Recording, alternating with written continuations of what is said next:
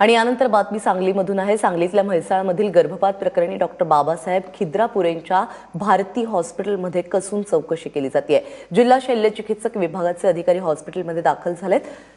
Doctor खिद्रापुरे हा हॉस्पिटलच्या तळघरातल्या खोलीमध्ये गर्भपाताची कृत्य करत होता। या ठिकाणी अधिकारी पोहोचले असून सर्व कागदपत्रांची आणि औषधांची तपासणी सुरू आहे। गर्भपातादरम्यान स्वाती जमदाडे नावाच्या महिलेचा मृत्यू झाला होता। या प्रकरणाच्या तपासादरम्यान डॉक्टर खिद्रापुरेच्या या दुष्कृत्याचा पर्दाफाश झालेला आहे। हॉस्पिटल लगतच्या परिसरामध्ये पोलिसांनी तपास केला असता त्यांना 19 मृत अर्भक सापडले आहेत। या प्रकरणामध्ये डॉक्टर बाबासाहेब खिद्रापुरे फरार झाला असून त्याला शोधण्यासाठी आता पोलिसांची 5 पथकं रवाना झाली आहेत। तसंच डॉक्टरच्या अन्य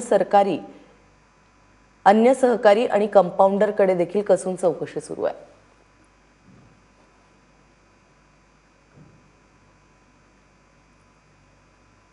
या सगळ्या संदर्भातली अधिक माहिती देतोय आमचा प्रतिनिधी कुलदीप माने।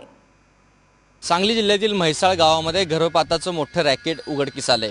काल दिवसभर मिरज पोलिसांनी या म्हैसाळ गावामध्ये सध्या हे जो ओढा आहे या ओढ्यामध्ये सध्या आपण आहोत। याच ओढ्यामध्ये काल जेसीबीच्या सहाय्यानं पोलिसांनी खोदकाम केलं आणि याच भागामध्ये याच परिसरामध्ये जवळपास 19 अर्भकाच्या पिशव्या या ठिकाणी पोलिसांच्या हाती लागलेल्या आहेत। या पिशव्या कॅरीबॅगमध्ये अर्भकांचे अवशेष पोलिसांच्या हाती लागलेले आहेत। मात्र या एकूण प्रकरणामुळे संपूर्ण राज्यभरामध्ये खळबळ माजलेली आहे।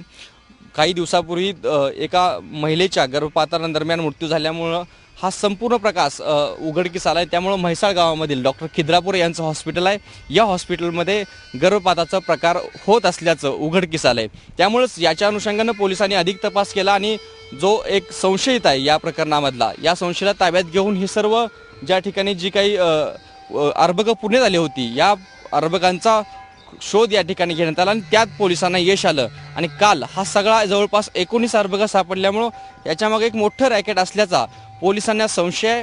त्यामुळे पोलिसांनी अधिक तपास याच्याविषयी केलेला आहे। डॉक्टर खिद्रापुरे ज्याच्यावरती प्रमुख आरोपी या प्रकरणातला मानला जातोय तो आरोपी अजून सध्या फरार आहे। कॅमेरामन प्रथमेश सोबत कुलदीप माने, एबीपी माझा, म्हैसाळ, सांगली।